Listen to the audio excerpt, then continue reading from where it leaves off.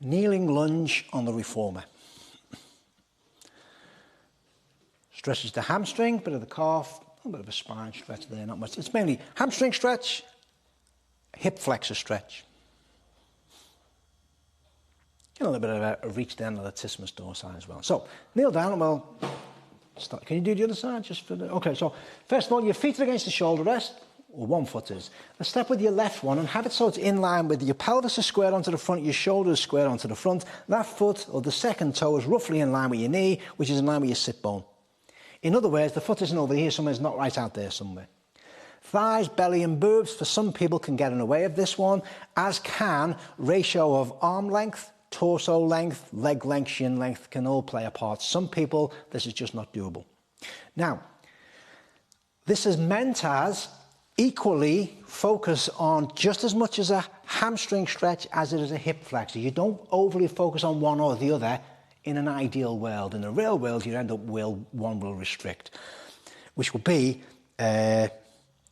Tabby's hamstrings usually, because of really short hamstrings, yes? Yeah. Okay, so ideally, in theory, what you're going to do is focus equally on the hamstring stretch as you are the hip flexor stretch, and away you go. So you just push the carriage away, try and straighten that leg as you try and send that knee back. Now, realistically, as you can see with Tabby, it's a good illustration, the hamstrings are overly dominating. It's not too problematic, but it's problematic on the hamstrings. And again, you can do movements, as with a lot of Pilates moves, as in you're moving in and out of it, or you can hold it out there. Go on, just hold it for a couple of seconds. I usually hold it for longer, about 20 seconds, and then bring it back in. And obviously you do both sides. Do you want to do both sides? Another one the other side? You're keen and eager, aren't you? I've got really bad news for you in a minute. That's just one position with the footrest up there. We've got two other positions to do. And bring it in. Now what you're looking for as an instructor is also what the back is doing. You sometimes see when they're tighter, the pelvis will shift out to the side. Biggest one is, are they stretching that or straightening it as much as they can? Are they sending the other knee back as far back as you can? Just lower the foot down, and just to really finish you off for the day. Then take it lower. It targets it differently.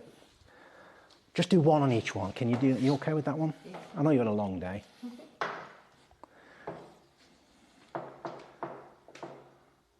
So if someone's particularly interested in doing the split, especially the front split, this is it. Hurdlers, certain sports, it's far more applicable. That's it. Just do one. I only want to do one. Okay. Maybe do one on the other side.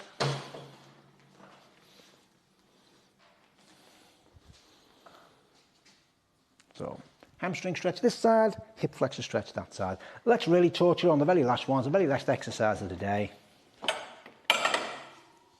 There you go. Whichever leg you want to do, just do one.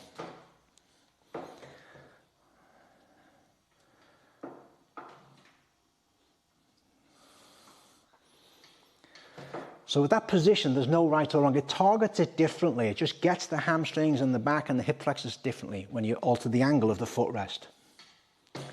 Any questions on that one? No. No? It's a very good one. I like it. It is one that I do myself. Because it's, yeah, I've focused on, yes, the hamstrings and hip flexors. That's the main one of it. But I don't neglect the arms as well, as in the back and the shoulder. A good stretch on there, that part of it, especially the latissimus dorsi. And yeah, I'll keep it basic. I was going to mention knee positions. If you want to bring TFL into it, you bring your knee across slightly. But any questions on the kneeling lunge? No. Yeah, it's a good one. Yeah. Kills a couple of birds with one stone, which is what I like.